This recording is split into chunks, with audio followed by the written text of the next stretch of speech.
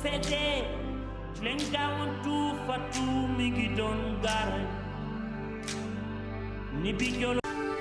ci diggante marak manse bi jolo li succédé leen gaawantu. Le groupe Sonam Assurance, leader de l'assurance vie au Sénégal, soutient les lions. Vive les lions avec Sonam Assurance. Total Excellium nouvelle génération. Le carburant qui nettoie votre moteur kilomètre après kilomètre. lu bees tàkk njabootu l'écran yokku na teg leen ak caatu l'écran bu 20 centilitres ak sachet l'écran bu 200 grammes. L'écran dina gën a firndeel suñ bëggee. ci diggante marak manse bi jolo li succédé leen gaawantu fatu mi ngi doon gaara ci melax yi xawe la yeneen yu mel ni lu doon riir ngir liberté di riir ngir jàmbaar yi doon xeex te bal tàkkul. mbokk yi jërë ngeen jëf ci seen ànd ak télévision Futurs Médias niñ ko baaxoo àjjuma ju nekk daje fi jàkkaarloo gu yamook muy bu mujj bi ci atum 2017 ñu baaxoo ci wàllu taarix ak jaar-jaar di def wàllu bilan xayma maanaam ci at mi ñu naan ko rétroïde bu dee ci nasaraan la ci wàllu politique ci wàllu dunduni askan wi wàllu koom-koom wàllu wérgu yaram wàllu tàggat yaram bëri na kon yi nga xam ni mën nañ ko jukki waaye dañuy commencé boo xam ni jàpp nañ ni dafa transversal traque des biens mal acquis actualité sax xaw ñu ci dabaat lan la ci askan wi war a mën a jàpp ci 2017 bi bañ ko tàmbalee ñenn ñi jàpp ne ba Karim Wade juin 2016 génnee kaso fa la lépp tàbbi dem géej ni ko wolof yi di waxee ñeneen ñi ne déedéet ba ci fan yi niñ ko waxee werante ay chiffres 200 milliards tukkee ci ancien premier ministre Mimi Touré ñeneen ñi gouvernement bi tey génne xët ne 150 lan lañ ci mën a jàpp mooy doon laaj bu njëkk bi ci wàllu bilan xayma sëñ Saliou Guèye bokk na ci ñi ci àndal ak ñeneen ñi ngeen miin àndal ci plateau jàkkaarloo ñi ngi lay nuyu di la dalal may fàttali ni taskati xibaar la traque des biens mal acquis ni mu koy wax maanaam alal gu lew gi ñu doon xeex ñi nga xam ni yoruñu ko na mu wareek yooyu koppar yooyu yow loo ci mën a jàpp ak xibaar yu mujj ni mu ko waxee coow werante gi am diggante 200 milliards lañ ci jot a am lañ ci jot a foqati 150 milliards yow loo ciy jàpp. waaw jërëjëf Pape Abdoulaye Der maa ngi nuyu ñi ma bokkal plateau bi di nuyu Sénégalais yi nga xam yëpp ñu ngi suivre ñi nekk fii ak ñi nekk ci bitim réew waaw soo xoolee traque des biens mal acquis coow li l'ancien premier ministre Aminata Touré moo yëkkatiwaat coow li bi mu demee def benn passage à la RFM ci la wax ne traque bi jot nañ ci collecté jot nañ ci recouvrer 200 milliards bi mu waxee loolu mu indi fi coow parce que après nit ñi dañu contesté chiffres yi même loolu sax mieux moom dafay revenir à la charge daal ne je signe ba pare daal di yokkaat sax daal ne 234 milliards moom la ñu recouvrer coow li mel ni tuleeg male ah Moustapha Niasse moom dégagé woon na sax responsabilité am parce que biñ ko ci waxee nag parce que jàpp nañ ne bu fekkee ne dafa am xaalis boo xam ne dafa dugg genre recette exceptionnelle lay nekk donc chaque fois dafa war am benn loi de finance rectificative boo xam ne nii mooy wane ne am na xaalis boo xam ne dugg na ci trésor public biñ ci laajee Moustapha Niasse mu dégagé responsabilité am daal di wax ne amul xaalis boo xam ne toll na noonu bu ñu voté benn loi de finance rectificative léegi gouvernement bi ñoom démb dañu génne benn communiqué wax ne en fait 152 milliards ont été recouvrés foofu déjà wax ji dafa xaw a wóoroo parce que bu koy waxee 234 milliards en tant que ancien premier ministre ba pare aussi nekk en tant que ancien ministre aussi de la justice ñii ñëw daal di wax ne 152 milliards moom lañ ci jëlee loolu dafay indi benn cacophonie au sein même de l'espace gouvernemental te je crois que bu fekkee ne ñoom ñoo bokk même espace bi seen i kàddu war nay quand même wóoroo te loolu dafa am lenn lu muy jàngat parce que je crois que traque bi li nga xam ne yëpp dañ ko ci wax daf ci am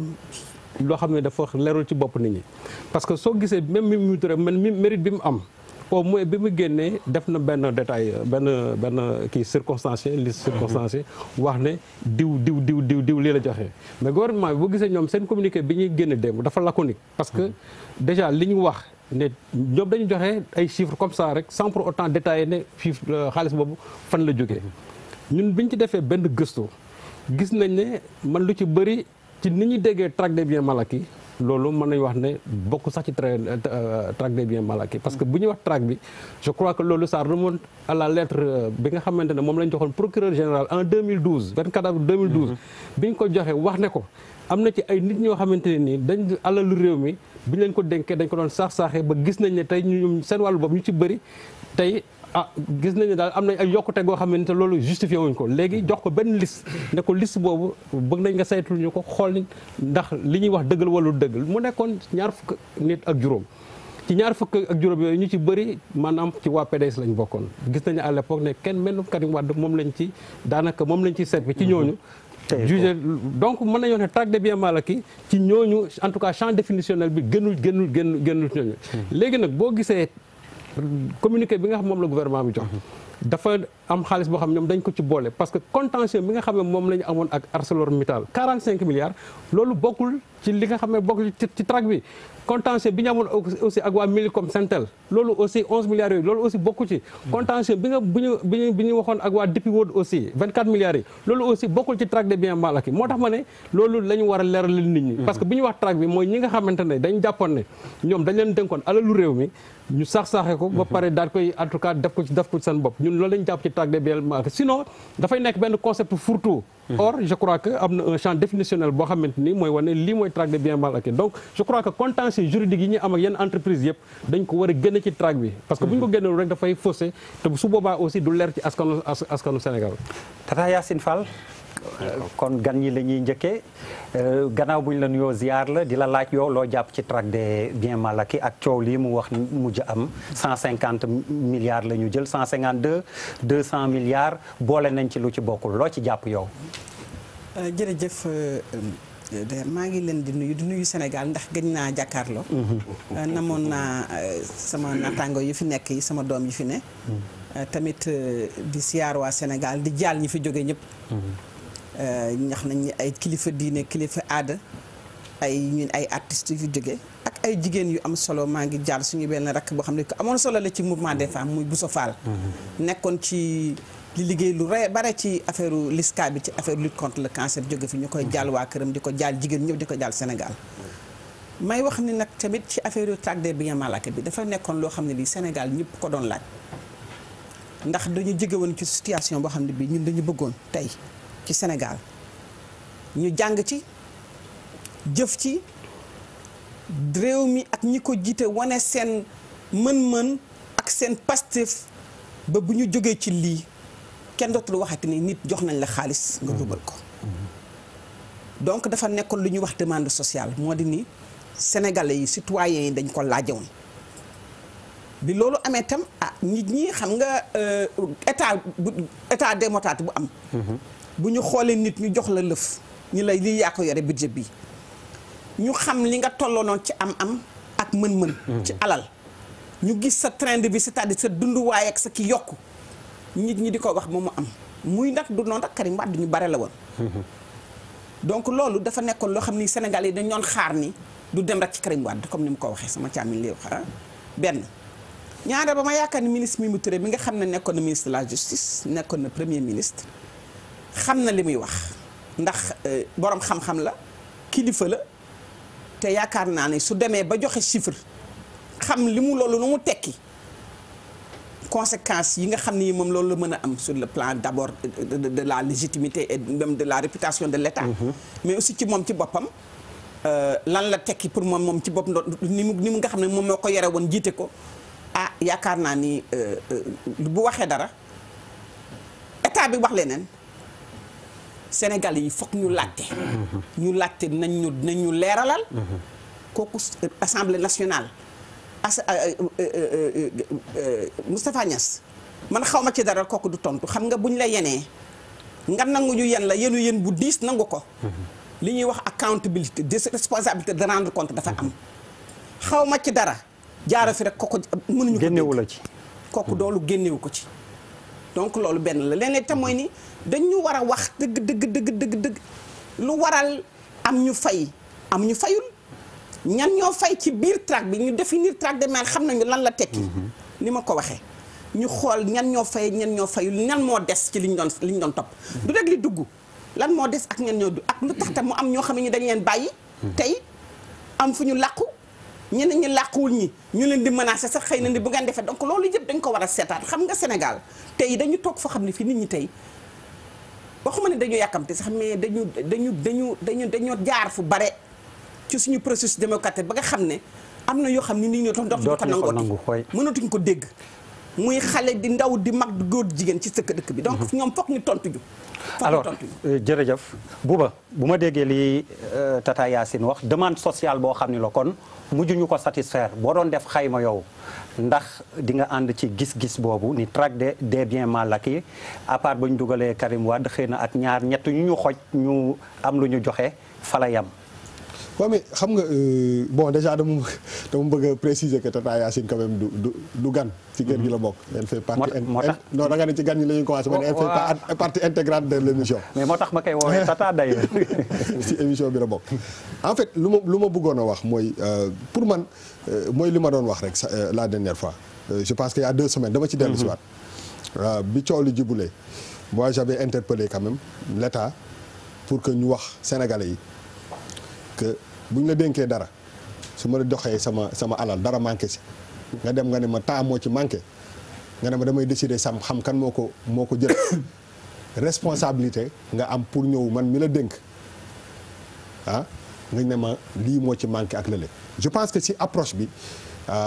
moom man foofu la ma problème di posé parce que dafa mel ni traque des biens mal acquis dafa bokk rek si benn yoon bu ñu dem mu nekk si benn étape alors que je pense que ci yoon bi ñu dem boo maytul mooy étape bi njëkk bi nga xam ne moom moo war a xàll lépp donc aujourd'hui boo seetee dëggantaan li ñuy wax ay waxu 200 milliards wala 150 milliards c'est pas le plus important mooy nan la approche bi lan la traque des biens mal acquis représenté si priorité wu état parce que boo seetloo fii dañuy coow ne 200 300 milliards mais après ça devient un détail parce que tax muy détail mooy que duñu la jox conclusion yi wax la exactement li ma taxoon a jëkk lii ak lii la c'est-à-dire que aujourd'hui ci régime Macky Sall bi mu commencé ba tey ji nii affaire u traque des biens mal acquis jël na ci 60% de coow ci coow li mais coow loolu est-ce que du li ñu naan montagne buy accoucher wu ab jinax est-ce que duñu dem ba côté boobu parce que en réalité bu ñu waree rendre compte dañu war a rendre compte du début à la fin man damay wax que ni amul benn état muy président muy keneen bu am pouvoir jékki-jékki Samba Ndiaye mi nga xam ne jëloon na benn 10 milliards ci asnek ne ko jël nga 10 milliards delloo ma ci temps mu delloo la ci temps te yow doo ñëw ci nit yi sénégalais yi nga ne leen Samba Ndiaye mi jël na 10 milliards. parce que boo xoolee ba xool boo dindee Karim Wade dindi Khalifa Sall mais lëndëm rek moo ci ne. lëndëm rek moo ci nekk amul dara loo xam ne état bi taxaw na nañu lii la ñu jël kii lii la jël gars yi transigé mais ñun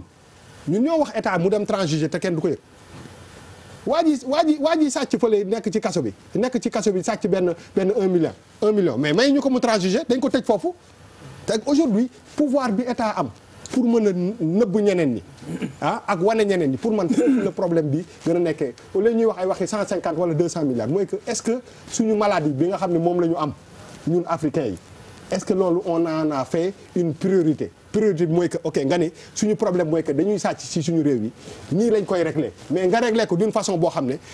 amul interprétation parce que li ma gën a jaaxal ci histoire mooy que quand même lu ñu mënti wax mooy Mimi Touré quand même jege na état mi ngi si système bi ba léegi génnul APR si je me trompe pas sax am na benn ndomba tànk. te est-ce que bu ñu doon ut image wu kuy symboliser traque des biens mal acquis est-ce que du doon moom sax. d'ailleurs ndax ni mu ci engagé woon. mais moom laa lay wax mais aujourd'hui le problème il est beaucoup plus sérieux que ça. c'est-à-dire que du affaire u diw wax na kii weddi ko du loolu le Sénégalais dañu am pour wan leen lu leer. ne la lii nga ma dénkoon de lii laa ci def lii laa ci récupéré avant muy indi que Mimi Touré wax na gouvernement di ko weddi c'est-à-dire que nous les Sénégalais finalement dañu soit da ngay gëm gouvernement wala nga gëm Mimi Touré mais le problème n'est pas là du problème 150 ak 200 mooy je pense que ci approche bi la ñu war a ni ñu ko doxalee alors Charles su ma déggee Bouba tamit ak ñi joto wax ñëpp dafa mel ni affaire bi moom leer na ni am na fu mu sooxee ci sa gis-gis gannaaw peut-être les considérations d'ordre général yi nga mën a def ñan ñoo deful seen liggéey précisément parce que ni ma wax c'est un sujet transversal qui va nous mener à tout justice a ngi ci politique a ngi ci lu bëree ngi ci yow noo ko gisee. waaw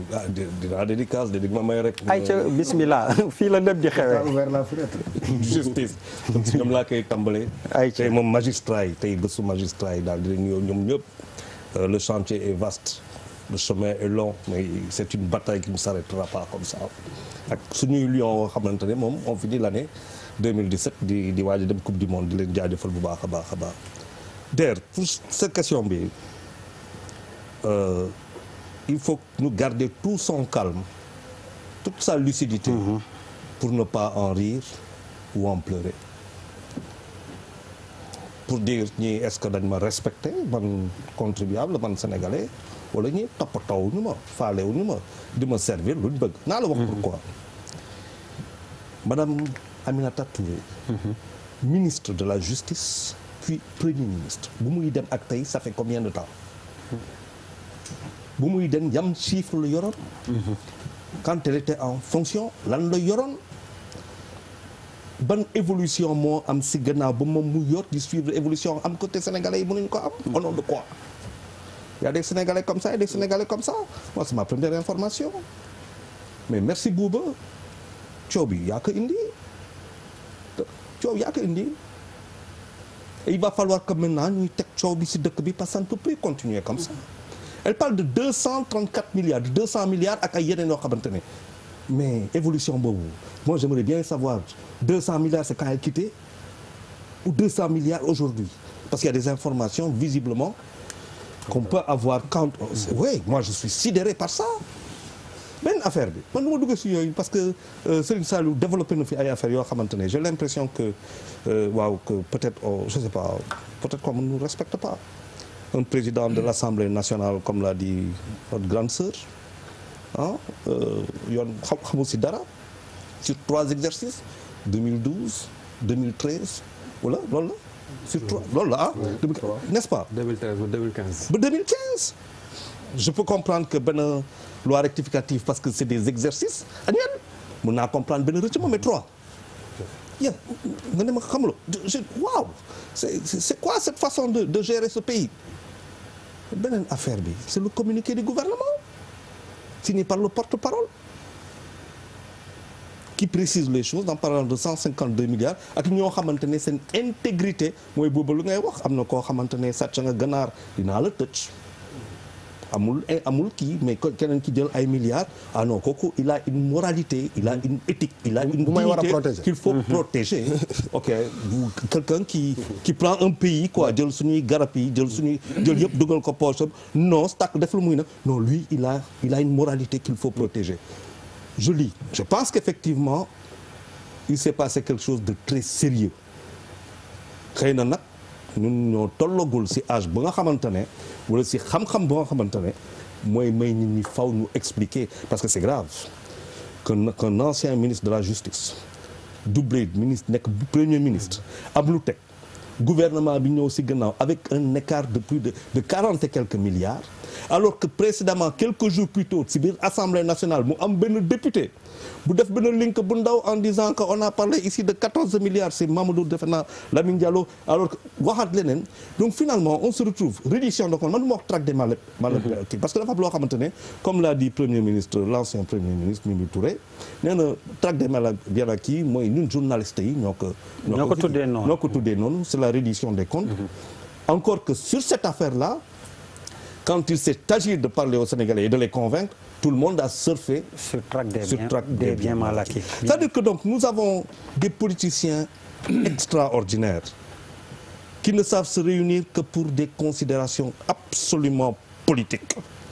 et qui se sont retrouvés piégés par une déclaration boo xamante ne 200 milliards yi moi j'aimerais bien savoir est-ce que c'est quand elle quittait ou c'est après parce que ça veut dire qu'il y a des informations qu'on n'a pas. Charles donc dégg nañ la Papis Diaw très rapidement ci traque des biens mal acquis bi ni ma ko doon waxee transversalité bi feeñ na ndax il parle de politique traque des biens mal acquis ndax yow foofu nga ko tënkee. D'abord dama bëggoon wax ne bu fekkoon dañuy taxaw te établir benn bilan ci gestion pouvoir bi je crois que dossier boobu day bokk ci échec yi nga xamante ni dañ ko war a jàpp ne échec la. parce que tellement que dañu ko gérer dafa nébuleux. Ce qui est bizarre mooy c'était pour clarifier l'opinion. leeral li fi jógee te nit moomu ko andiwaat ko mais dans la gestion da ngay gis dafa gën a lëndëm. C'est tellement vrai que yaa ngi dégg léegi sëñ Sall mu ngi wax mu ngi convoquer la définition traque des biens mal acquis ça veut dire que dafa leerul ba les gens dañuy convoquer waat la définition pour xam réellement ça rime à quoi xam nga boo bëggee jël ay indemnisation ay dédommagement di ko greffer traque des biens mal acquis mooy lu lewul loo moomul teg ko ci sa lu askan bi moom nga jëloon ko lu ñu war a jël te mu war a ànd ak daan nangu ko ba pare am daan moo tax dama am ku ma partagé avis ki doon wax ne affaire bi waroon nañu def rek ne mise en examen Karim Wade jël ko juge ko jàpp ko def lu ñuy def après ñu avancer quoi parce que li ñu ci tuddoon yëpp li ñu prévoir yëpp on n'a rien vu te ba léegi avancé wul beneen paradoxe bi ma jàpp affaire Mimi Touré bi dama xaw a jaaxle tuuti quoi ma ne mais ñun tu te poses des questions parce que les gens ont opposé l'argumentaire selon lequel ay voies autorisées mais kan mu gën a am nekk voie autorisée ministre de la justice bi lancé l'histoire même des traques mal ministre de la République ministre de la justice Mimi Touré mu jógee foofu nekk un cran au-dessus nekk le patron du gouvernement di organiser l'histoire de traques mal acquis après on revient nous dire que c'est pas une voie autorisée mais où est la voie autorisée où est l'État moo tax ma ne échec la bu doy waar bu lamentable et que solution bi sorewul nag am nga ko am naa ko c'est pas compliqué parce que li dugg ak li génn wala boog li dugg ñu jox ko Charles Faye il n'a aucun lien avec les articulations financières de l'État du Sénégal donc xaalis buy ñu am na fu muy jaar ñi ko yor ñu ngi fii nañu wax lii moo dugg wala c'est pas un problème benn deuxièmement ay voies autorisées c'est pas le fond du problème le problème c'est de dire xaalis bi nu mu demee bu ñu soo wax kan la ça nous intéresse pas mais xaalisu askan bi la 100 francs moo dugg voilà les 100 francs c'est aussi simple que ça professeur pour premier tour de table bi mu mat loo ci jàpp waaw bala mu ci dugg aussi il faut nga may ñu ziare rek ñu ñuy seetaan daal di ziare en particulier notre ami Khalifa ziare également moom mbokk talibé Birima Ndiaye nga baal ma soxna si mu nga fële quelque part dafa tukki ñu ngi koy ziare ma chérie bisou yaa ngi ñoom bébé ñoom Mado et tous mes goro maa ngi di ziare bu baax a baax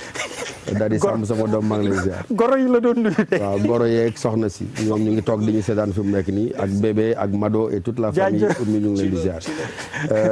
léegi nag xam nga question bi nga laajte nii boo ko seetloo dañ ciy waxati ci mais très souvent man boo ma déggoo dama koy rattaché ak ni nga xam ne noonu lañ ñu mos a jiite c'est-à-dire boo ko seetloo à chaque fois yaa ngi maa dégg ma naan l'histoire d'un pays boo ko seetloo c'est l'histoire de ses rendez-vous avec la demande du peuple mais c'est également l'histoire des réponses que les gouvernants ont apportées à cette demande maanaam ku ci ñëw dafa am loo tollool la nga tollool mooy la askan wa laaj boo tax mu fol la nga war ko def mais très souvent boo ko seetee dañ koy fente maanaam dañ koy théâtraliser vider ko de sa substance bu finalement la ko taxoon jóg du nekk xam nga bu ñu naan traque des biens mal acquis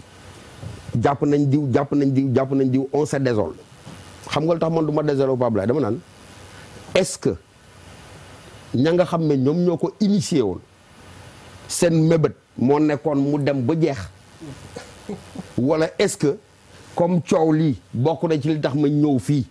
ndax ñi ma jiitu li ñu leen doon tuumaal mooy dañ doon lekk dañ doon luubal naa mel ni ku ànd bu pënd yu jógee bu gaa yi riiree ma bàyyi leen fa dox ci leen c'est valable pour ce régime là mais boo remonter un effort de mémoire tout de suite bi sëñ Saliou di wax xele laa woona jamonoy ONCAD maa ngi fàttaliku la caricature que le feu président guinéen Sékou Touré en faisait il disait organisation nationale des cancres alignés pour le détournement di Raye Senghor mais c'est vrai ça veut dire que déjà boo jëlee affaire ONCAD boobu mu nekkoon un scandale ku ne ko xamoon na ne c'est un pillage organisé des biens et des ressources publiques mais ONCAD fu mujjewul fenn fu dul ña ca nekkoon ñu seey ci biir appareil gouvernemental finalement ay ndombo tànk sax lañ ca jëlee sëñ Saliou ngi fàttaliku Babacar Ba déjà chevalier près du Saloum nga xam ne gaa yi ngi koy jooy ba léegi lu ko amoon problème ak Abdou Diouf ci loolu la jóge woon maanaam mu taxawoon ne lii dafa war a jeex mu leer nañ Abdou Diouf ci boppam mel ni mu ngay dem ca loola créer la cour de répression de l'enrichissement illicite kan lañ ci tëj ñu dawal tuuti ñu ne diw woote na finalement loolu tam jeex na tak mu nax saay ñaar ou ñetti donc booy seetlu toute l'histoire de politique de ce pays là à chaque fois dafa mel ni du ma wax comédie la mais dama naan tragicomédie la parce que bu fekkee da ngay foye yow li nga xam ne mu jóge ci sa askan mu jóge di pour le plus profond du sénégalais mu yëkkati ko teg ko ci table bi ne yow kat boo gisee ma boddi kii jëlee ko fi lii moo taxoon yow boo gisee ma fol la tey lii moo taxoon loolu da nga koy jël théâtre ko politique ko defe ko comédie mu nekk spectacle coow li yëpp di riirandoo trac mais dans la réalité yow mi nga xam ne yow yaa indi woon loolu man damay jàpp ne newul lu la ñor c'est-à-dire que benn compte politique nga doon régler rek une manière de caresser dans le sens du poil ne gars yi li ngeen bëggoon ma mel ni ku koy def waaye en réalité du ma ko def lu tax ma wax loolu parce que dama la boo seetloo ñoom ñëpp par benn nga jël leen ku ci nekk di ngay dem benn moment nga war a jël ay mesures fortes maanaam nga war a taxaw ne lii la askan wi bëgg lii laay def mais koo ca gis boo ko jëlee Pape Abdoulaye Der de Senghor à aujourd'hui en passant par Abdou Diouf en passant par Abdoulaye Wade jusqu'à Macky Sall c'est une gestion théâtrale comédique et tragicomédique moom par rapport aux aspirations les plus profondes de ce peuple-là. Alors donc le dindon de la farce c'est celui-là qui est là à attendre des miracles par rapport à ça. Parce que dans l'intention fondamentale bi nga xam ne moom moo ko animé woon c'était pas une volonté d'assainissement de la gestion des choses publiques mais c'était une volonté de faire semblant de répondre à une demande sociale à une demande politique man je ne veux pas être un dindon de la farce pour être là à demander est-ce qu'il y a 100 milliards qui sont entrés est-ce qu'il y a 200 milliards pourquoi parce que ñi nga xam ne ñoom ñoo yor nguur gi ils avaient entièrement les moyens d'aller jusqu'au bout de leur logique s'ils ne sont pas allés jusqu'au bout de leur logique c'est parce qu'il y a un gros problème benn aspect waaw ñu daanele foofu. waaw ci. bay déet prof daanele foofu rek mu mën enchaîner parce que tu as jeté les ponts. justement de la politique. bu dugg ci track laa doon. benn aspect mooy wax mooy c'est-à-dire que état. dafa am noo xam ne noonu la juddoo dafa am noo xam ne noonu lay toogee dafa am noo xam ne noonu lay demee. xam nga am na alternative boo xam ne da nga naan yenn saa yi nga ne mais est-ce que état war na am sax finalement. mais xam nga loolu da nga koy dàq léegi. parce que da nga naan absence d'état moom. état bu bon sax moom moo gën état bu amul. mais da ngay dem booy poser wu cette question là pourquoi parce que da ngay xool buñ la ne diw moo newoon fii premier ministre. te boo léegi ni ko Bokar waxee am na ay fonctions su ma jumul. chargé de mission envoyé spécial ak yu demee noonu. mais dans un état organisé mënta am 3 sources de diffusion d'informations dans un état sérieux et organisé. Il n'y a que chez nous où on réalise le miracle man ma taxaw ñu ne professeur Songué nee na mu nekk un débat national ci loo xam ne ça concerne l'état et la souveraineté boobu c'est absolument inadmissible. cacophonie boobu diw wax na lii kenn waxloowu ko kii la mooy dëgg bi lee moo nekkul dëgg bi daf lay wone la façon très légère quand même à mon humble avis ni ñuy gérer des questions tellement sérieuses et qui correspondent comme j'ai dit mais aux aspirations les plus profondes de ce pays. alors ni mu ko doon waxee dafa jeter les bases bi mu naan mbir yi léeg-léeg booy xool l'histoire de ce pays tragique comédie su ma juumul la ko tuddee sëñ Saliou ça nous amène directement donc à la politique avec peut-être les 2 faits saillants yi ñu ci gën a mën a jàpp muy élection législative yee salaat pencum ndaw réew mi nga xam ni jot na am waaye it affaire Khalifa Sall defe naa affaire Khalifa Sall kenn mënu ko évoquer même si mi ngi nekk un dossier judiciaire devant la justice sans dire que ça c'est du domaine de la politique. Absolument. En 2 minutes comme ça ñu mën avancer parce que bala may wax ci affaire Khalifa Sall bi damay ñëw ci législative yi c'est-à-dire je crois que liñ ci war a wax dafay méngoog li ñu doon wax léegi rek. Exactement. ci nit ñuy gérer les deniers de l'État. parce que aussi moi je peux pas comprendre ñu jël 52 milliards def ko ci ay cartes alors que essentiellement on a eu les élections les plus catastrophiques de l'histoire politique du Sénégal. yi Abdourahmane Sow. non yooyu c'était en 1976 xam nga loolu sax ay local la woon. te après sax par la suite il y a eu des élections yu organisé waat ci localité yi nga xam ne moo amoon problème. mais yooyu chérewul woon noonu. parce que man son problème mooy 52 milliards yi ñu def ci carte yi alors que jusqu'à aujourd'hui bu ma xoolee rapport Sénat bi nee na 44,9% des Sénégalais n'ont pas encore reçu leur carte. man mii di ko wax nii man mii di wax nii jusqu'à aujourd'hui xaw ma sama carte fan la nekk je ne sais pas war naa ko fu nekk fu ma dem ñu ne mooy fii finalement dama mujj toog et je sais que ne loolu je le partage avec plusieurs autres Sénégalais je crois que donc ce n'est pas du tout sérieux que le fait ñu débloquer xaalis bu toll noonu ba pare mënuñu organiser élection yu baax te élection yooyu aussi vraiment gis nañ li nga xam moo ci am ça n'a pas été organisé de façon démocratique bon nit ñi ñaawlu nañ ko bon finalement le résultat est là et je crois que aussi man li ma ci gën a jàngat bi ma ci am moo di surtout du côté du pouvoir parce que le premier ministre il avait une lettre de mission lu ko président bi waxoon ne ko il faut au minimum avoir 60% ci législative yi et au finish je crois que ñoom ils n'ont même pas eu 50%, 49,tel%. Donc ça signifie que du côté gouvernemental ñoom ils n'ont pas ñoom seen objectif bi ñu bëggoon atteindre ko malgré la rétention des cartes malgré aussi la mauvaise organisation gis nañu état bi ci boppam mënuñu en tout cas le pouvoir en place mënuñu am 50%. Et je crois que loolu aussi dafa nekk benn jàngat boo xam ne ni war nañ ko am au plan politique parce que su fekkente ne yow tu as tous les leviers éliminer nga yenn kii déjà Karim Wade n'est pas là on a éliminé Khalifa Sall nga organiser élection atte guñ ko kat sëñ Sall waaw mu laa la wax waaw mais xam nga atte wuñ ko mais au moment mu doon jiite l'islam waaw mu laa la wax non xam élimination bi may wax moo di c'est-à-dire que moom il a dirigé une liste boo xam ne mi ngi ko dirigé au fond de sa cellule ça veut dire que donc kooku déjà c'est un adversaire qu'on a écarté l'autre aussi on l'a mis dans une prison à ciel ouvert actuellement je parle du cas de Karim Wade ça veut dire que donc potentiellement ñi nga xamante tey ñoom ñoo war a nekk les challengers du président de la République ñooñu bokkatuñu presque ci jongante bi et malgré ça j'ai dit que le pouvoir n'est pas parvenu à avoir 50%. Je crois que donc président bi am na benn jàngat boo xam ne moom lañ ko war a def et loolu ça m'amène à parler directement de l'affaire Khalifa Sall. On a parlé de procès judiciaire etc. Mais je crois que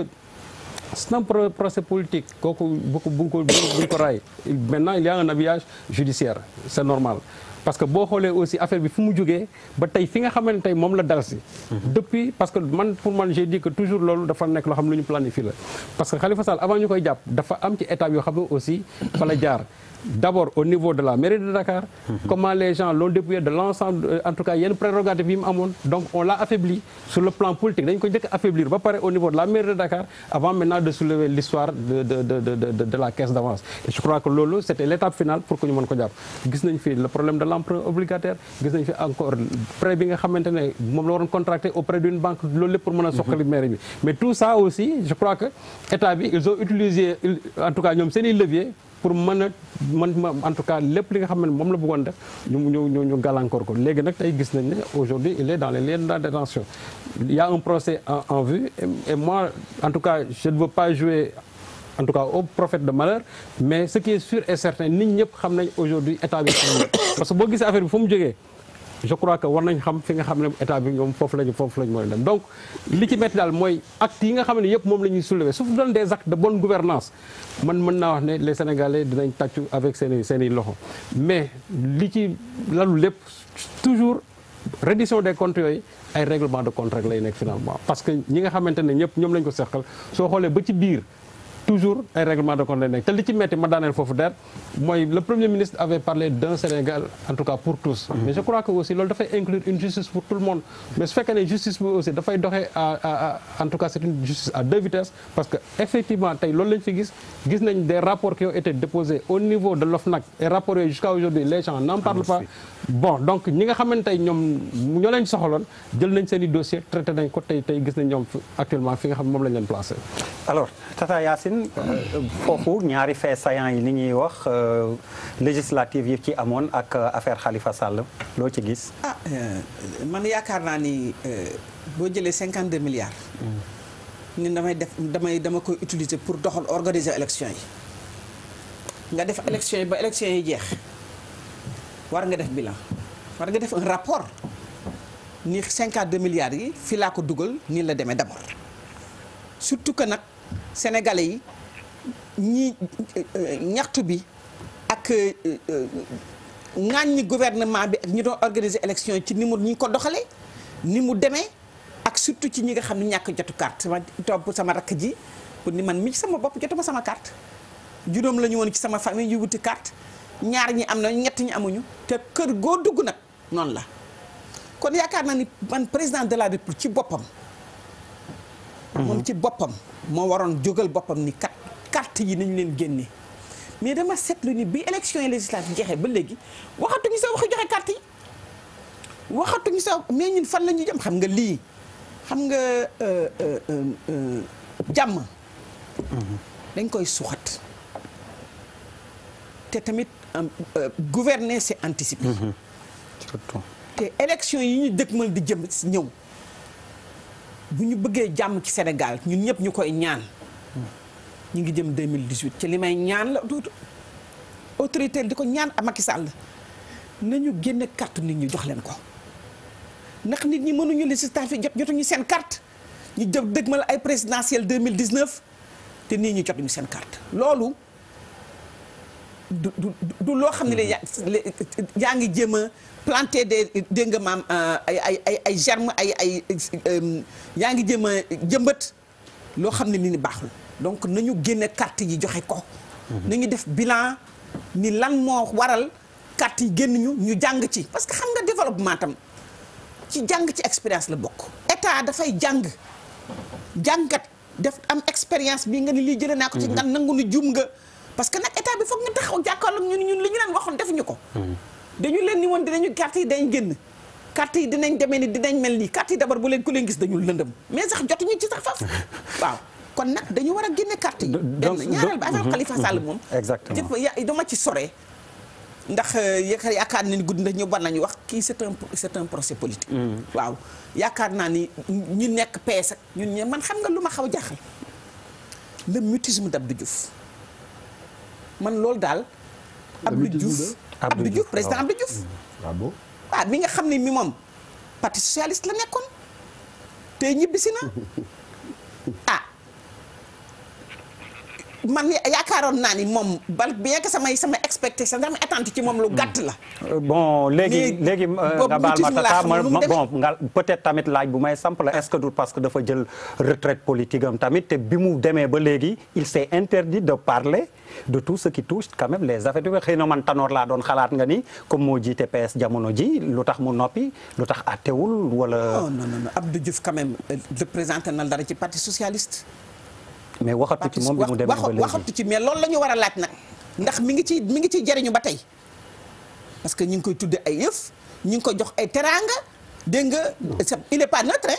sa position n'est pas du tout neutre par rapport à ce qui se passe dans le pays. Très rapidement dafa am loo ci bëgg bien sûr non nous sommes d'accord yaakaar naa ne tey dañu nekk ci situation politique boo xam ne bii ni ak procès Khalifa Sall képp kuy acteur politique wala nga nekkoon acteur te nga ne fi wax nga ci waaw kon nag yaakaar naa ni ce mutisme là ça veut dire c'est aussi un mutisme politique. ci mutisme boobu laa bëggoon a wax rek. ayca très rapidement en une minute. d'accord naa ne sa opinion la bu respect dañ laa namoon. tu es la grande dame et la force tranquille de Dakar. une minute professeur waaye nag wax dëgg yàlla gisuma pertinence u Abdou Diouf ñëw di impliqué wu ci lii nii. parce que je me rappelle très bien que Senghor ba mu bàyyee nguur gi bi ko Jeune Afrique woowee 2 mois ou 3 mois pour mu wax ci multipartisme intégral bi Abdou Diouf dafa jël ay kiyam ne ko wax dëgg yàlla boo nekkee ci mbir boo génn ci ba jébal lenge yi pour nga bañ a gêner action wu kenn ki li gën mooy wax dëgg yàlla nga jël sa retrait. c'est vrai que par rapport au parti socialiste. déggoo li ma la xam nga li yëpp ci parti socialiste. d'accord naa ba léegi. mais par rapport au parti socialiste. Abdou Diouf dafa am neutralité boo xam ne. munu ko may fi mu nekk nii muy dugg di trancher ci conflit boo xam ne mën na woo si ñoom. am nu mu leen déy am lu mu waxal. mais même la neutralité est une position justement. politique mais dafa am loo xam ne. on ne peut pas s'attendre valablement à ce que Abdou Diouf génn sur la place publique di régler ce problème là. dafa xajamal démocratie. merci professeur. mais ne peut être dans les coulisses quoi. il faut être sportif maintenant l'autre aspect elle parle de teranga ak yooyu je parle de ban. non parle pas de teranga. yi ñu koy tuddee ak yooyu lay wax li nga ne ni ñu koy tuddee xoolal. très rapidement est-ce que ni Tata Yacine waxee buuba. non dama ni xaaral rek ma jeexal. ay kon jeexalal Tata. ma ni politique tamit il faut être sportif politiquement.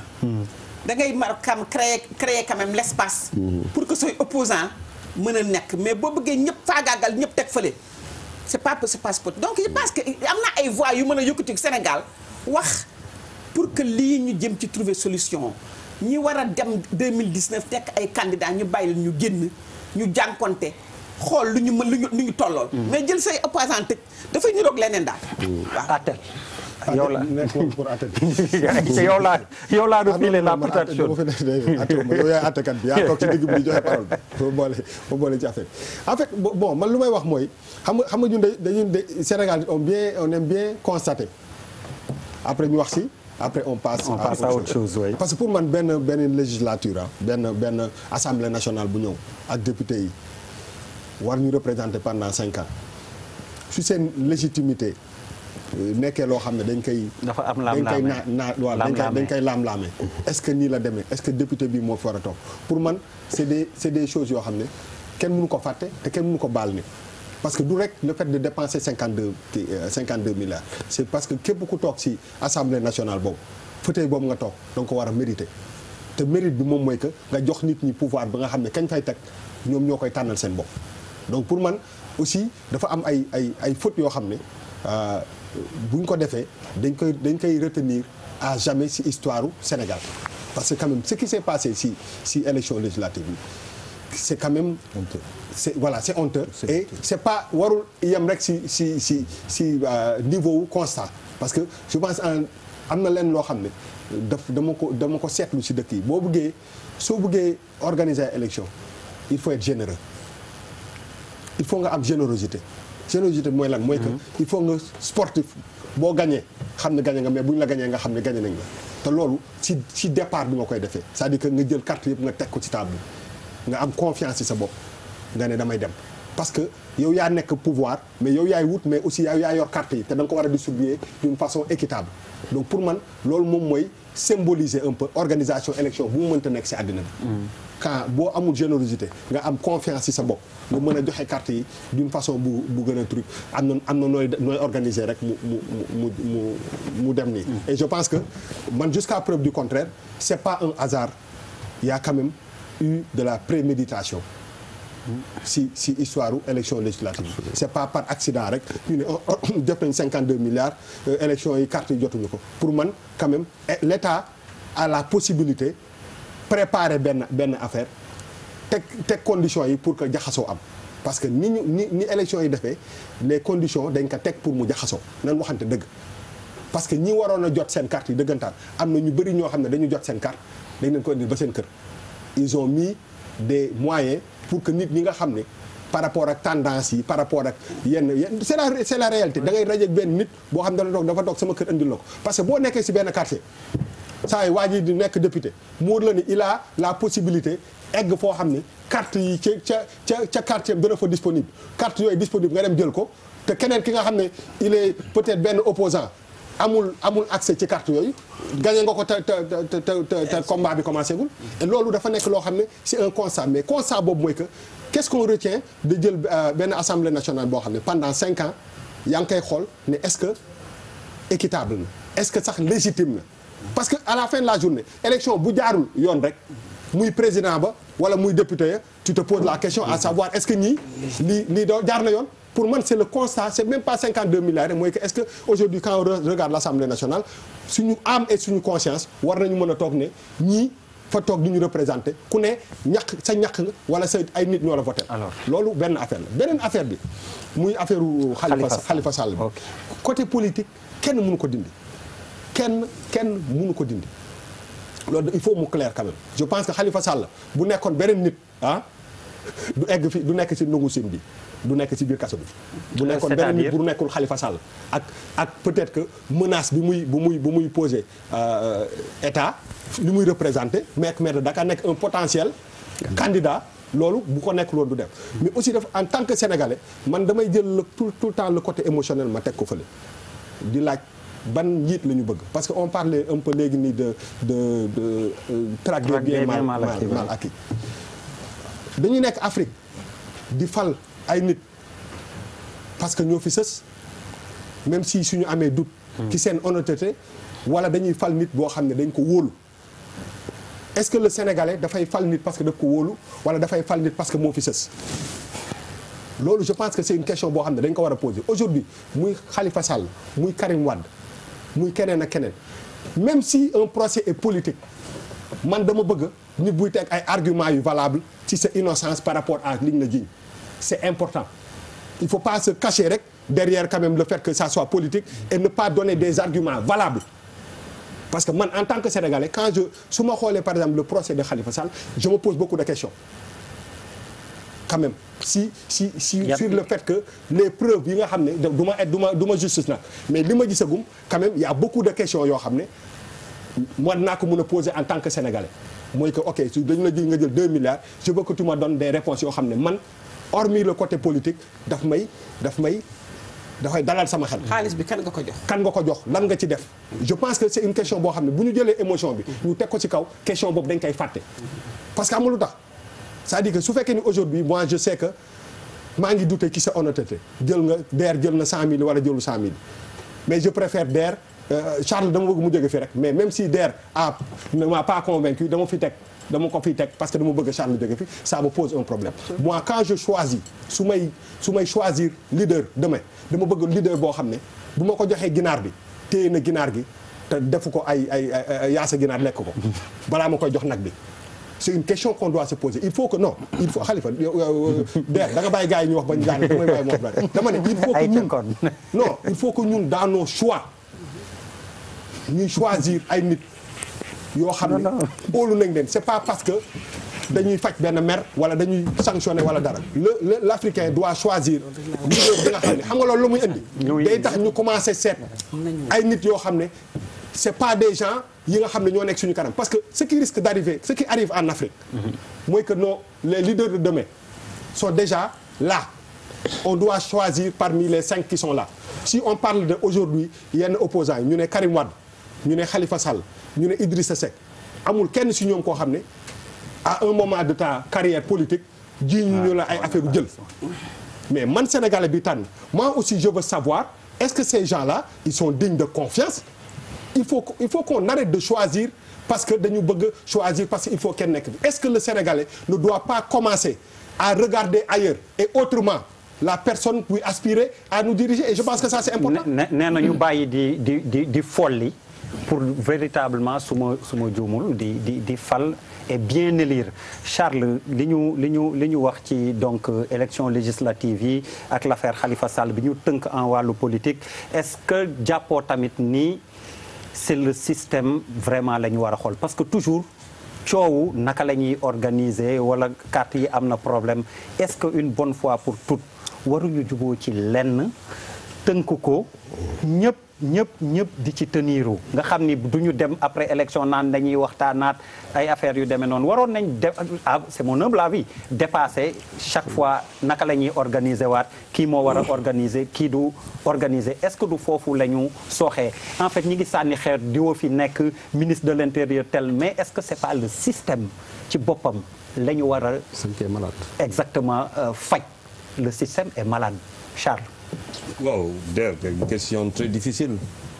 même rek naa yokk tam ci politique bi l'intervention en Gambie qui à mon avis c'est partie diplomatie lañ ko réserver dinañ ci ñëw DER xam nga Bouba wax na ko gars yi wax nañ ko fii problème bi c'est pas le problème du problème au système problème au sénégalais la lan lañ bëgg est-ce que démocratie duñ jàng démocratie que ay rendez-vous électoraux rek la. exactement ñu am présidentielle ñu dem voter ji ñu am législative ñu am nii ñu voter ku nekk de sa part ñu xaaraat et puis mu jeex. est-ce que loolu mooy démocratie loolu lañ on nous l'a vendu comme ça. ñu jël ko jëlee ko noonu est-ce que loolu mooy démocratie est-ce que lu loo xamante ne kër boo xamante ne bés bu nekk doo ko mus a pare mais bés bu nekk brique nga say def président Abdou Diouf moo ko ne la démocratie n'est jamais acquise. elle se construit toujours perpétuellement. def naa problème boobu ñun Sénégalais on a que 52 ans 57 ans en tant que nation donc côté boobu foog ñu xoolaat relativiser lu bëri si wàllu pouvoir moi je suis convaincu que nous avons des gens qui sont au pouvoir mais qui ne connaissent pas le pouvoir nous n'avons pas d'homme d'État je suis désolé c'est-à-dire j'ai mal pour mon pays nous avons des gens quand dama la ko ne nit ki dañ koy élire lu muy njëkk a xalaat mooy sa réélection te yow programme c'est-à-dire on est parti sur un accord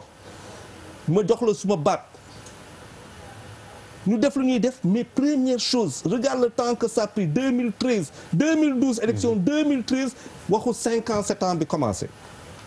tàmbale foofu kenn xamul fu ñu jëm mais c'était le problème fan la ñu yóbbu problème bi c'est-à-dire finalement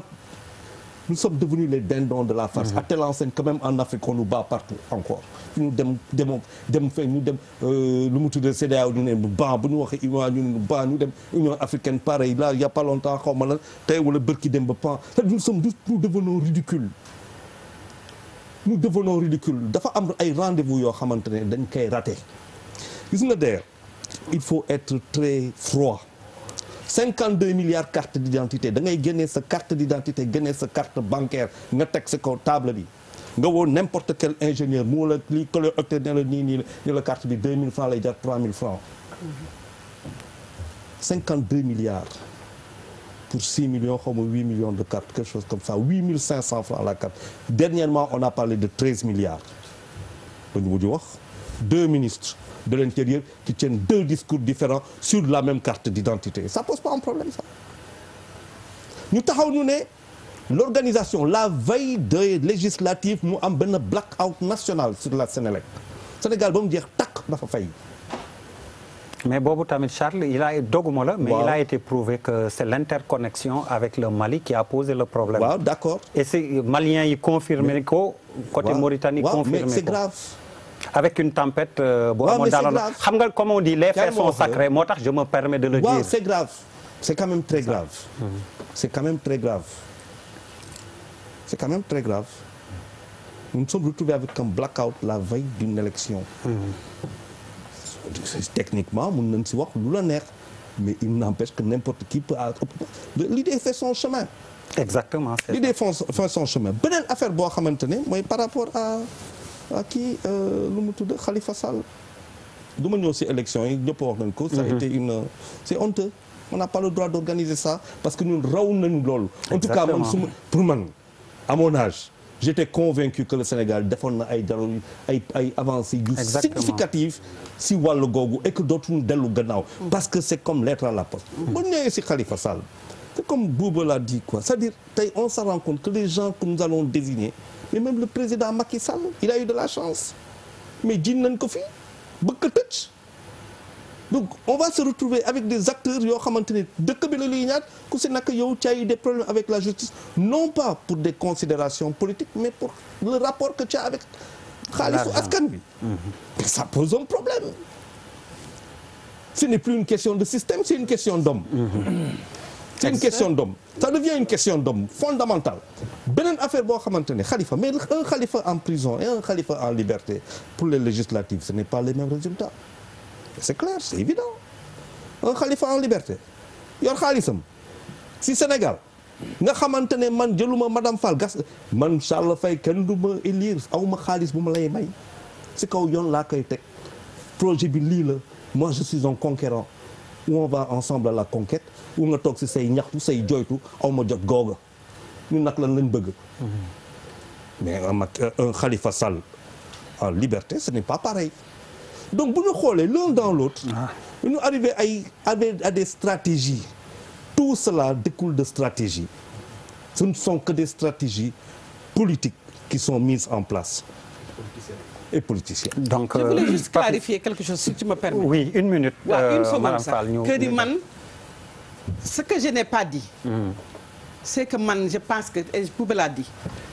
Il faut que ce soit clair pour tous les Sénégalais par rapport à moi c'est que affaire Khalifa Sall là où je dis que si sama xalaat que le camp Khalifa Sall devrait venir tey dire aux Sénégalais xaalis bi ñuy jiiñ Khalifa Sall mi ngi nii tey nëbbonte amatu fi il faut être transparent ñii ak ñii la ñu jox xaalis bi. mais madame est-ce que madame Fall est-ce que problème bi tamit ci problème mu ñu jox la wala est-ce que fa la problème bi nekk. non il faut qu'il puisse rendre compte xam nga xaalis boo ko yoree te ñu la jiñ la ni xaalis. mais bien sûr mais foog nga ñëw mën a dellu si tey parce que xaalis ku ko yore rek war nga mën a rendre compte ci xaalis boobu. waaw mais xam nga. man loolu moom laay jusqu'à présent. loolu moom ma jaaxal lu waral jusqu'à présent tey amul lu ñu fiy nëbbati. waaw am na un journaliste qui l'a dit d'ailleurs. war nañu mën a génne tey ni xaalis bi nga xam ne bi dañuy wax ni daf ko yore woon amatu dafa war a tegu ci biti mu leer nañ parce que fu mu mënti deen falaa bët dañoo xam nañu xaalis fu mu jaar ni kon ñu ko daan doxalee yeneen yi mere daan yow wax ko. ok pour une minute yow tamit mais en fait man li ma bëggoon wax mooy que problème mu système bi dafay posé wu vraiment quoi mooy ban doole la maire bi président bi premier ministre bi président de l'Assemblée bi war a am boo seetee même notre suñu feebar principal en Afrique. c'est ça. mais lan la détournement yi xaalis yi ñuy luubal mooy problème mu pays africains yi. lëndëmal xaalis boo demoon ci CEDEAO ci bu amee président yi fa toog genn wàll gi ñoo ëpp xaalis Afrique te dañ ko sàcc rek c'est-à-dire que comment il faut régler ce problème là problème boobu xam nañ koy régler moo tax ma ne ci au début est-ce que priorité la priorité mooy xam naa lañ koy régler c'est-à-dire que fii ngay déglu ay fonds politiques ay caisse noire mais ban xoolal xam lu ma jaaxal dans un pays comme le Sénégal pauvre une personne a le pouvoir d'avoir des milliards ci benn affaire boo xam ne tu ne rends compte à personne. Exactement. mais der ñun dañoo yor dara amul kenn ku war a am maqaama yori milliards dans un petit pays comme le Sénégal boo xam ne amuñu xaalis nga bëgg ko jël te doo rendre compte ba pare mu nekk loo xam ne c'est dans les textes. moom laa lay wax nii le problème bi dafa gën a profond. donc justement mu ñëw ci Papis Charles xam nga bi may door dama ni problème système ou institution ou homme finalement Charles ak kii ni mu waxee ñëpp kii nee na institution ndax dañu votel ay institution ñu am droit am ay fonds politiques mais Charles tamit nee na moom problème mu ay nit la gis ndax système bi ay nit ñoo koy doxal. non mais lu ci saxal nit mooy créer système. exactement système pour nit la. c'est lié il faut pas les dissocier. dama bëggoon ñëwaat si législative comme c'est les deux questions pour wax ne dafa am benn jàngat boo ci am en rappelant que Salim muy rappelé chiffre 41% des Sénégalais ça c'est le moment mais à la veille des consultations 30% des électeurs potentiels n'avaient pas leur carte donc 70% ñu dem élection. mu laal léegi li bu wax c'est vrai problème de légitimité est-ce que sax légitime na parce que ñi waroon voté yëpp muy benn question heureusement passé nañ ko Charles l'a rappelé duñ ci delluwaat on a des acquis démocratiques yoo xamante ne xëy na duñ si ñëwaat mais man lu ma jàngat au-delà de cette catastrophe mooy suñu taxawaayu opposition c'est-à-dire il a fallu Abdoulaye Wade un vieux de 80 nangam BBC focaliser les choses ça veut dire que on n'a pas une opposition le souhait c'est quoi? C'est que cette opposition change de système et de stratégie c'est-à-dire mu dem au combat opposé wu réellement bañ a contenter aussi boo gisee la question récurrente qui revient le dialogue on est d'accord ou on est contre le régime il déroule son pouvoir mu ngi dem normalement toutes les institutions fonctionnent on te parle d'un pseudo dialogue qui n'a pas de queue ni tête amul sens amul dara nga nekk di tourner autour d'un dialogue qui n'existe pas alors que son rôle c'est de s'opposer et de faire face à ce régime loolu mooy doxal suñu démocratie mais moo tax ma ne li Pa Wade président Wade ñëwaatoon dafa marqué nit ñi ça veut dire que c'était un vide il y avait rien du tout pas bi moo ñëwaat yëngalaat donc des gens là ils sont là que par non opposants mais ils ne le sont pas muy lu ma naqare en tant que Sénégalais je ne suis ni pour l'APR ni pour l'opposition moi je suis apolitique à la limite pour l'histoire de Khalifa Sall pour ne pas bouffer votre temps c'est dommage que mu nekk une affaire pendante devant la justice et daaw ma sax wax mais tey dinaa si wax je reste convaincu que c'est une affaire mais bu am soubassement politique finalement bu retomber entre les mains de la justice mais c'est politique et je confirme mes propos pour deux raisons bu njëkk moom mooy est-ce que benn maire yi kese moom au Sénégal mode de fonctionnement yi benn la on parle que de maire yi Dakar Khalifa Sall mais nañ dem ñaata maire yi ñaata comment ils fonctionnent tous ces gens là est-ce qu'on les a inquiétés une seule fois il y a que Khalifa Sall beneen bi mooy dafa am ay aveux wala donc ay pistes d'orientation yu leer des gens qui l'ont précédé qui ont dit que nous avons fait la même chose anañu donc je reste convaincu que c'est une affaire purement politique mais bu tourner nekk maintenant entre les mains de la justice on espère que justice maintenant dina jël affaire bi régler ko de façon définitive allez professeur. bay demander une petite virgule. waaw kon da nga koy may. may ma ko sama temps. may ko sa temps waaw d'accord mais dinaa ko ci dindi. lenn lu Papis wax. moom mooy effectivement absence peut-être de en tout cas présence opposition bi. mais moom laa lay wax ni c'est-à-dire que esprit parti yi aussi parti wu Sénégal yi. les potentiels grands partis yu war a nekk fii aujourd'hui nekk yu am doole. su fekkee ne ña ne ca bopp parti ya. ils en font président Ablaye Wade en premier. doomam la fa tey bu fa doomam bi nekk ki mu ñëw gàddu affaire yi c'est-à-dire que bu fekkee ni ñoom aussi si seen biir parti yi doole lu ñu PS doole lu ñu Khalifa Sall wala Aïssata Tall Sall bu dee APR kii nu mu tudd AFP doole wu ñu Malick Gakou wala keneen le problème se pose aujourd'hui il faut que ñi nga xam ne ñoom ñoo nekk ci bopp parti yi pour que parti yi mën a renouveler wu am doole il faut que ñu mën a dem à temps bàyyi aussi parti yi ñeneen mais bon parce que sinon après opposition bi mës a am doole voilà minute bi la professeur may ci wàllam jeex na Charles Faye déedéet Charles Faye na jël tamit minute boo xam ni maa la koy yokkalaat mais xam nga pourquoi je suis satisfait dafa am ay prémices yoo xamante ne day changer quand je vois dama commencer par magistrat yi parce que quand je vois la détermination boo xamante ne dañ ko jël parce que il y a une nouvelle génération de magistrats de jeunes magistrats mooy ko buuba affaire yi day jeex dinañ arrivé boo xamante ne xëy na dina yéex tuuti mais day jeex forcément le processus rek la gis nga il va falloir que le politique parce que xam nga lan mooy le pouvoir corrompt mais le pouvoir absolu corrompt absolument oui te le pouvoir n'est rien d'autre que obtenir pour mieux maîtriser donc on se retrouve devant deux pouvoirs yoo xamante ne dañu ne basta il faut que affaire yi taxaw parce que mënoo toog di gis koo xamante ne fonctionnaire la wala kaw politique rek lay def ça veut dire qu'il ne prend aucun risque dans sa vie aucun et qu'il soit plus riche que toi tegu ko fenn ay général nee na là où on voit un politicien riche c'est un escroc absolument boo demee c'est-à-dire dafa am foo xamante ne xalaatuloo tey Barack Obama génn États-Unis ñu koy wax lii wala ce n'est pas pensable donc pour moi je suis convaincu tey que c'est beaucoup plus loolu tax ma ne c'est les hommes je pense qu'aujourd'hui quoi il y a quelque chose qui est en train de se passer dans ce pays et qui va peut-être alors Bouba ak Charles dañu foqati sa parole mais grawul man maa la ko delloo mu yokkal la allez professeur très rapidement ñu mën a mooy législative yi ak exactement Khalifa Sall ñu tënk politique bi ci ñaar yooyu waaw mais xam nga boo ko seetloo bon c'est normal c'est l'actualité qui nous impose ça on en a tellement parlé et reparlé et je dis à peu près la même chose xam nga bu ngeen di wax ay élections yoo xam ne dañuy ñëw ba à 2 minutes enfin à 2 jours truc tout le peuple muy gouvernant comme gouverné ñëpp xam nañ ne wax dëgg yàlla il ne peut pas y avoir d'élection boo xam ne les règles du jeu dañuy xaar ba 24 heures 48 heures mais xam nga li problème bi der mooy li ma doon wax loolu suñu histoire politique c'est l'histoire de nos ratages c'est l'histoire d'échecs mais malheureusement mais duñ ci jàngat pour fexe loolu dootu fi amati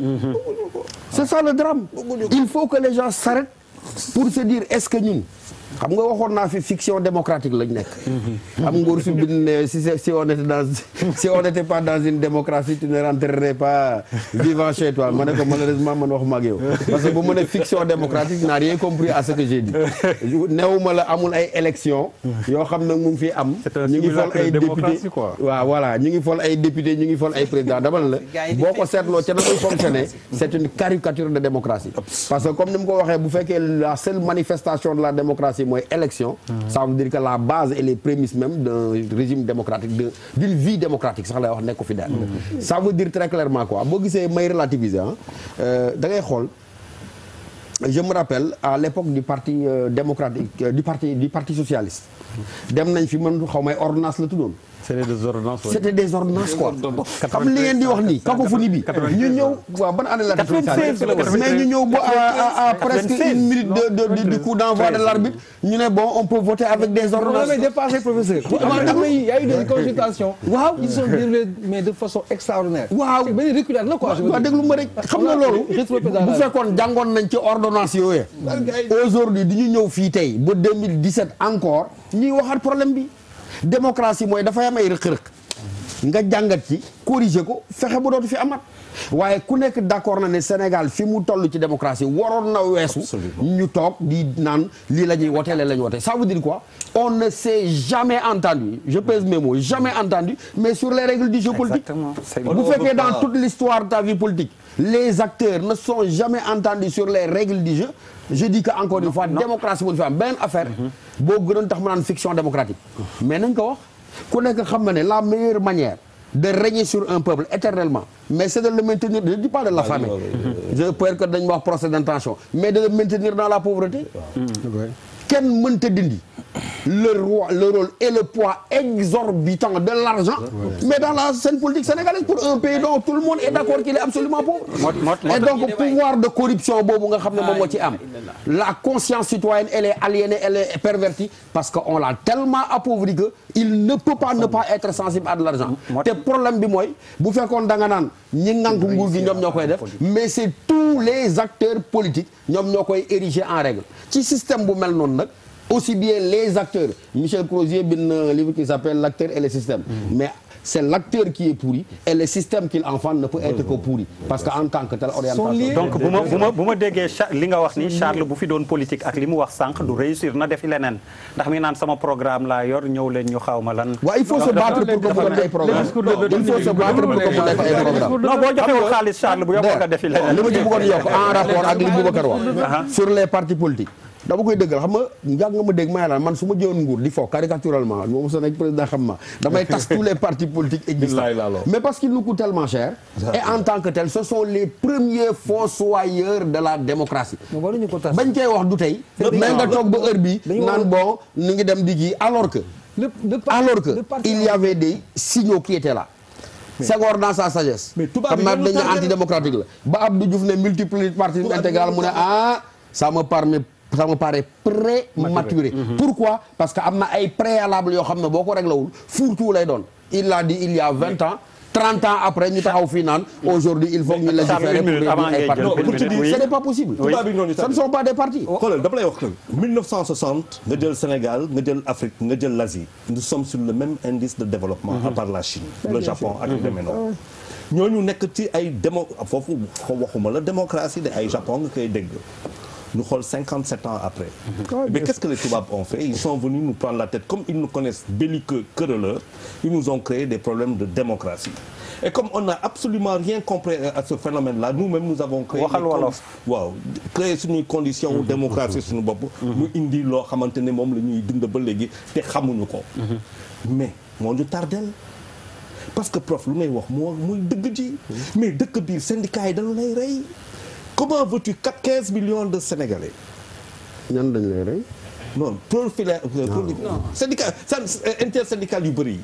parti politique yu bëri yi. affaire yu bëri yi mais c'est-à-dire que le Sénégalais a trouvé le système loolu tax ma ne la ñoom ñoo ko produire. on a le Cap-Vert à côté quand même qui est un pays bien géré. africain démocrate et il y a d'autres exemples.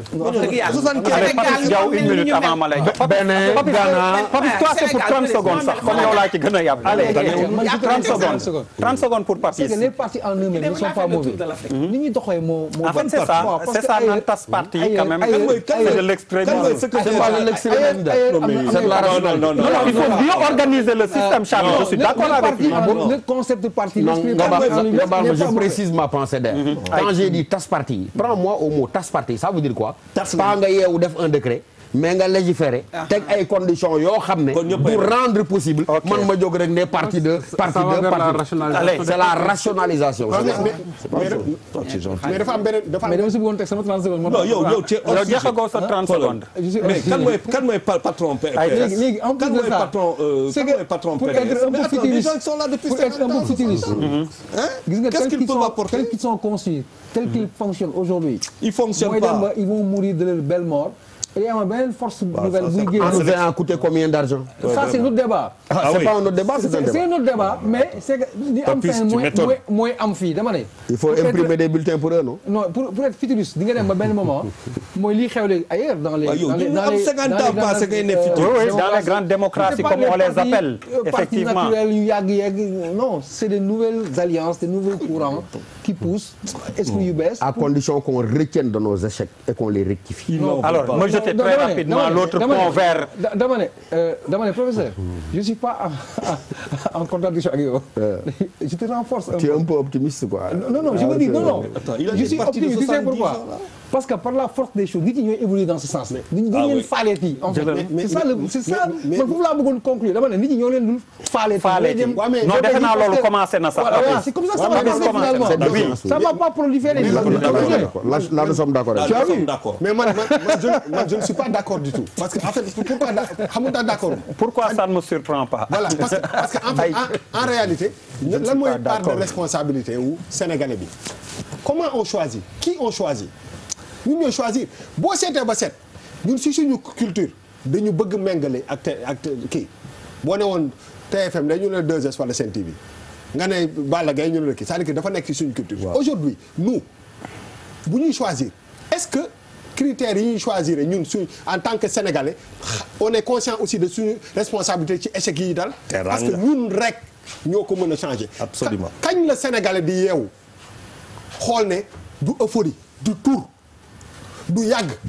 mais nag bëgg loolu il faut un processus. waaw mais processus mais non dama ne mais processus boobu xam nga man lu ma si mën wax c'est-à-dire que aussi bu ñuy constater nañu constater que ni part de responsabilité bi ci Sénégalais bi am mooy que le Sénégalais quand même si élection législative yi passé kan mooy jël deuxième du président Abdoulaye Wade et a voté quand même pour un homme de 94 ans quand même c'est-à-dire que sama phrase bi may utiliser ci kii bi ne moi j'ai pas rendez-vous avec le passé. mais faut de mieux là. non mais non ça veut dire que est-ce que parmi les candidats peut-être qu'il y avait quelqu'un qui avait un discours mais tu le regardes amul daraja bi peut-être dans ta tête mais quand tout le monde réfléchit comme ça ñi war a am daraja duñ ko am parce que on doit commencer di choisir pas parce que dafa am tour wala dafa yàgg wala pas bi ndaanaan la wala kii man bu ma jël sama carte di ko jox benn du président Ablaye Wade du président Moustapha Niasse ku ci am 90 ans may jël sama carte di la ko jox. voilà donc mais nag boobu degré de réflexion boobu nga am. Sénégal yu bëri amuñu. waaye il faut ñu transmettre leen ko nag. c'est-à-dire aussi il y a un problème d'éducation bi parce que xam nga aussi. maturité bi Sénégalais yi war a mën a am tey bay voter selon une vertu ou bien selon un programme ba léegi amul. il faut ñu wax leen ko il a dit tout à l'heure vous me permettez on est en pleine politique. vous me permettez on est en pleine politique kon diplomatie bi ma embrayé ci avec la Gambie c'est juste à côté de chez nous et c'est chez nous. yaa ngi doon wax dañu choisir comme politique la ñu évacuer ko Pierre Da Silva balaa ñuy dem ci deuxième partie bi avec les faits de société et santé ak yeneen yi sport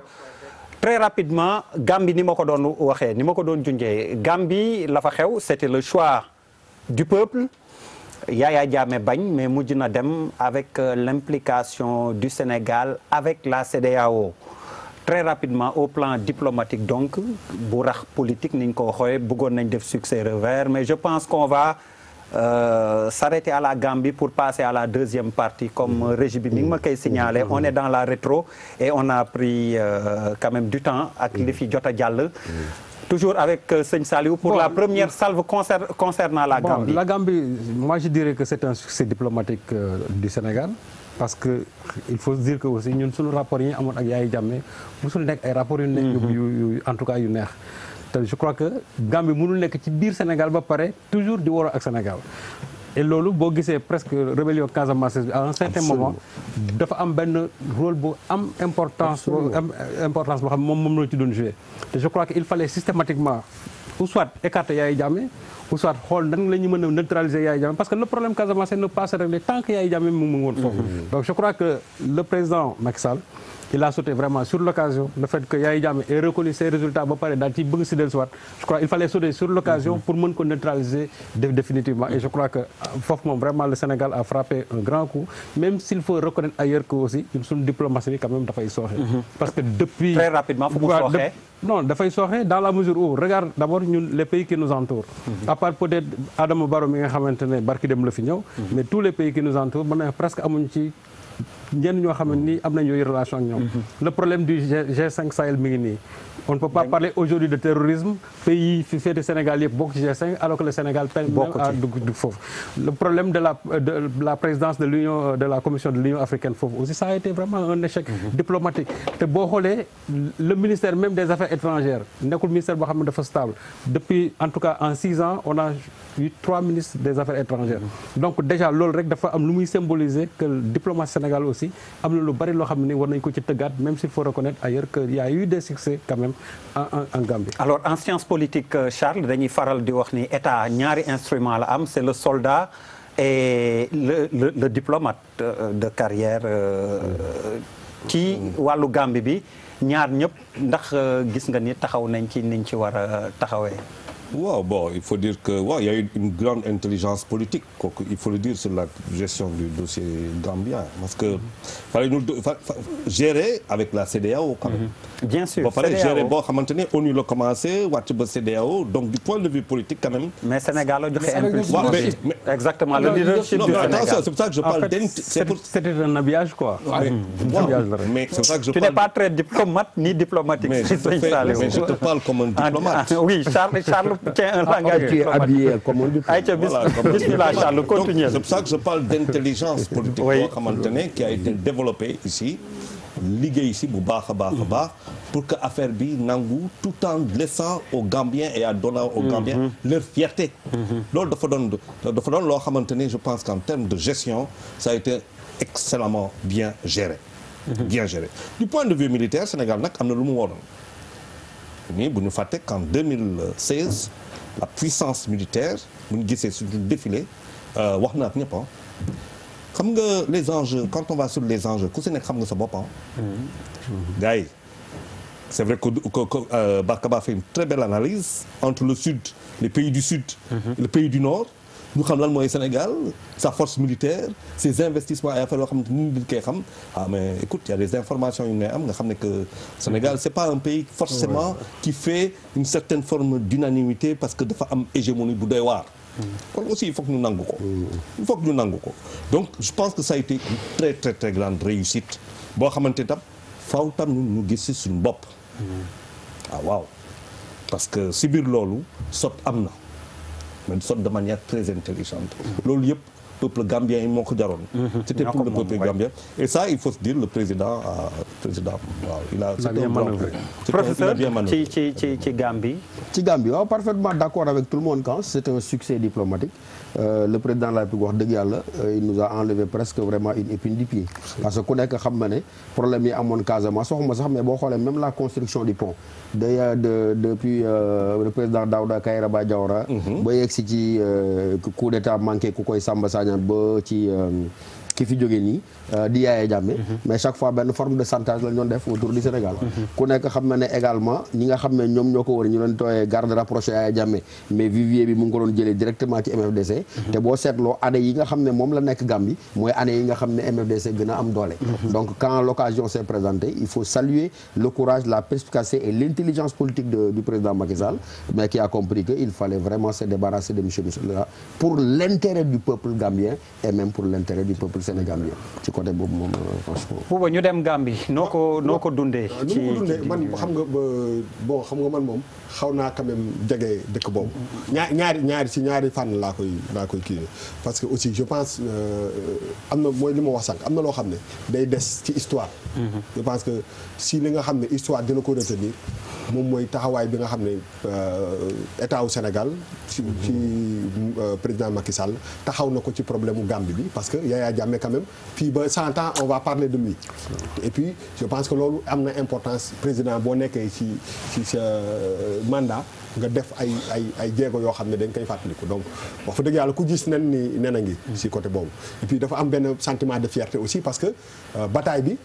du woon que politique. je pense que woy CEDEAO mu ngi si mais je pense Sénégal moo xeex bi quoi quand même jël ay dispositions ñun aussi il faut ma wax ko au niveau des médias parce que dañuy revendiquer quelque part courage boobu ñu am en tout cas au niveau de la TFM sentir aussi que ni peuple gambien bi def nañu seen choix et que télé bi sur 9 kër ou 10 këru Gambie macha allah. ci 9 yi moom la ñu seetaan. ñu jël suñu ay responsabilité jël risque bañ a duggati Gambie bañ a émettre foofu lépp ñu jël ko ne peuple gambien bi dafa décider dañ ko war a accompagner parce que média moom mooy dugal information yi ci kër gi. man 4 heures du matin sax damay egg dina. non dagguma la 3 heures du matin sax président Barrow mi ngi may dégg bu dee mi ngi seetaan. xam nga yow da ngay xuloo rek dama lay conforter 3 heures du matin sax daf ma daan yee. loolu dafa mat a wax. parce que moment bi mu méttee dañoo taxawaayu Sénégal bi. parce que suñu mbokk yi décidé nañu ñu xam ni foofu amuñu benn moyen de communication et que comme que télé bi satellite la kenn mu leen arrêté fii dañu daan jaar di informer. donc bataille boobu bu ñu ko gagné aussi am nañ ci bu doon 1% de revendication. mënu maa toog fii di ko wax fi donc di féliciter peuple gambien bi di wax que ni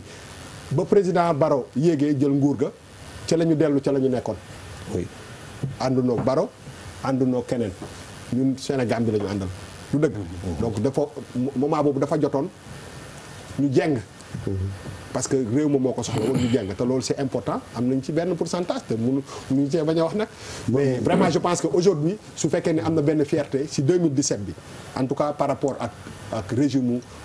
président Macky Sall bi ma ciy jiital. moom mooy que acte yi mu posé ci conflit bi ci Gambie.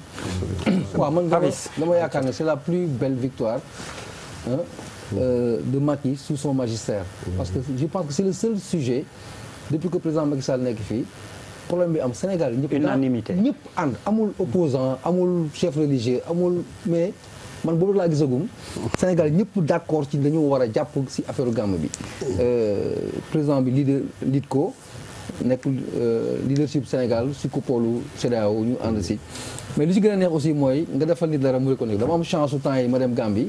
dans les circonstances pas heureuses peut-être mais ma daje ak ay Gambiens ñuy témoigner reconnaissance bi ñu am auprès du peuple sénégalais xam nga dafa neex quand tu es sénégalais tu es fier et que ñun fii ku nekk ak ci sa doole bu ndaw fii on s'est engagé quoi quand même on s'est engagé parce que ça nous tenait à cœur on a même parfois été je dis très passionné ci affaire Gambie bi donc muy satisfaction muy loo xamante ne lu may rafetlu la di féliciter tout le Sénégal di ci jiite président Macky Sall parce que moom bii mooy victoire mu gën a total pour man si lu mu liit depuis que mu nekk président du Sénégal benn affaire mooy wax nañ ko suñu dëkkandoo yi man dafa am benn politique benn philosophie bu xaw a radical ni day am fula ñu day am fulla gis nga boo nekkee ci jamono ba pare ñu nekk ci benn contexte boo xamante ne tey kenn jaratul nga am niveau bu mag pour comprendre enjeu économique ak intérêt état Donald Trump bu mu ñëwee dafa faxas lépp intérêt États-Unis nag lay lu mu yaakaar ne mooy intérêt États-Unis moom lay dawal Sénégal ñoo may dëkkandoo nag principe la même yow mii man sama dëkkandoo par exemple da ngay maslaa yow boo ma xoqatalee boo ma bëggee toroxal mais je te dis va te faire voir je suis désolé muy non c'est vrai loolu mooy dëgg bi nga ne baat dama tiit non va te faire voir quoi voilà mooy faalewu ma la quoi ok joxoon ma lekk fayewu ma sama courant fayewu ma sama ndox sama yoon nekku si quoi boo ma bëggulee wala mer nga mais je m'en fous quoi mujj na ko wax tu m'as poussé à je te retire la parole voilà mais excuse-moi pour conclure autant on peut être diplomate avec nos voisins parce que dafa am loo xam ne da nga ko brosser Charles dafa am jalousie c'est vrai dafa am jalousie boo xam ne daf si am parce que bu fekkee ne jël nañu langage diplomatique teg ko fële on n'a rien à envier au Mali c'est nos parents rien à envier aux Guinéens à la Mauritanie je suis désolé dans la pratique des choses on n'a rien à leur envier dara dañuy mën ñu masla ñun ñu xool li suñu intérêt buñ ko mënul la vie continue chacun va faire ses concurrences Union africaine lu ñu si perte ak loolu on va pas revenir sur ça on va pas être de mauvais perdants on a perdu peut-être demain qu'on va gagner c'est aussi simple que ça. Fafis pour man daal na koom-koom gi dox rek bu seen ay intérêt surtout ci wàllu koom àndee defe naa du ngeen talu xuloo nu ngeen di séddoo ngeen di gën a waxtaanee qu'autre chose madame Yacine Fall ñu jeexal ci kiiwu Gambie gi avant ñuy dem service commercial ñëwaat. defe naa ne ñun ñëpp ànd nañu defe naa Sénégal yëpp ànd nañu ni kooku président Macky Sall ñëpp a ko ci félicité taxawaayam surtout ba nga xam ne moom def na loo xam ni am na fu mu toll woon dafay taxaw dëgg bal bi taxaw ci ginnaaw bàyyi nit ñi jiitu am foo xam ni fi tollu dina fes te loolu quand même c'était un tact diplomatique bu am solo parce que xam na amoon na un moment donné sénégalais ñoo xam ne Sénégal dafa war a jiitu war na nekk fi mais moom il a su quand même xam naka loolu nag moo tax ñu xam ni ñun ku def lu baax rek ànduñoo kenn ku def lu baax ñor te loolu mën naa yaakaar ni comme ni ko Papis waxee bu ñu dee settee son magistère c'est-à-dire bi ñu ko joxee raaye géeg léegi mën nañu ku ñu laaj mën nañu wax ni lii mooy li nga xam ne te mu war ci jàng nag ni kon sama expérience bu def ci Gambie ak ni ma ko doxale lu tax nit ñi ñuy fonk ko mu jàng ci xool yeneen liggéey yi muy liggéey yi naka la mën a def ba nit ñi itam gën a apprécier gën a bég ci liggéeyam xool ko loolu yaakaar naa ne ñun ñëpp ñi ngi ciy bég mais may wax nag CEDEAO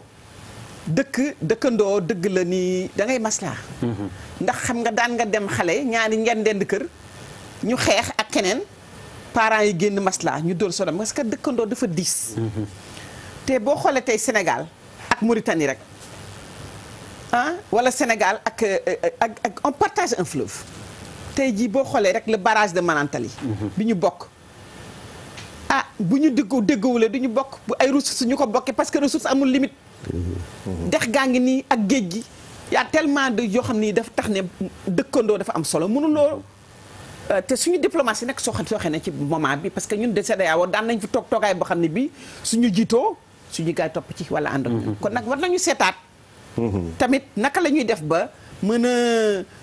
waxtaanaat ak suñu dëkkandoo bu jubóog ñoom am naa yaakaar ni ku ci nekk rek ci état yi Mali am na lu ko loo xam ni Sénégal mën na ci jàng am mën na ko ci comme Guinée comme jëkk ko ñun mënuñu fi nag taxaw rek ni ñun ñoo jëttu ñëpp moo mën ñëpp déedéet man yaakaar élément boobu lu jara jàpp la parce que tam xam nga Sénégal souvent Sénégalais dafay am attitude boo xam dafay defee ni man maa gën ñëpp maa jiitu ñëpp ak ñi nañ te déedéet man maa ngi jógee rek def le tour de l'Afrique te dëkk bu ma dem rek am naa ni Sénégal da ci dëgg sant naa yàlla li ma nekk sénégalaise mais am naa tamit yoo xam ne wax naa ni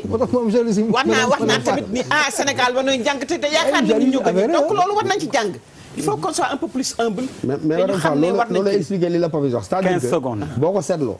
ci période indépendance yi ba nga yegg si ba ci les années 80 90 Sénégal leadership am dafa affirmé woon partout waxuma organisme sous-régionaux yi jàngaluma la dara mais même ba ci kaw boo demee UNESCO nga dem FAO nga dem fépp léegi gars yi dañoo toll ci benn période boo xam ne la ko Papis waxee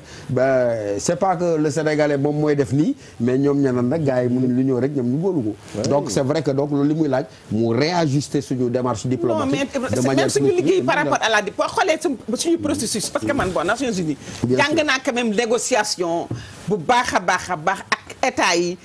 di négociation entre état yi ni ñuy demee ak yooyu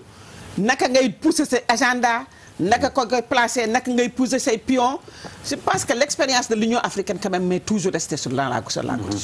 je pense que kooku on aurait pu l'avoir dans la poche donc war nañ ci jàngat man la may wax mooy ni gis nga àddina expérience la mooy nit du njàng li nga jàng école de li nga jàng ci àddina état tam noonu la da ngay jàng ci expérience nga nangu ne jàng naa juum naa jàng naa lii dinaa renforcer lii foo jéego boo def rek war nga jëlee expérience moo ne li nga jàngat li nga ci jàng nga jëm kanam war nañ jàng ci lu mën a ci loolu merci beaucoup donc xayma gi la ñu nekk nii bilan rétrospective ñu dem régie tout de suite dellu si waat deuxième partie rétro bi wàllu société wàllu santé dina ci bokk ak tàggat yaram te marak mase di jululi succédé len gawantu fatu mi ngi doon gar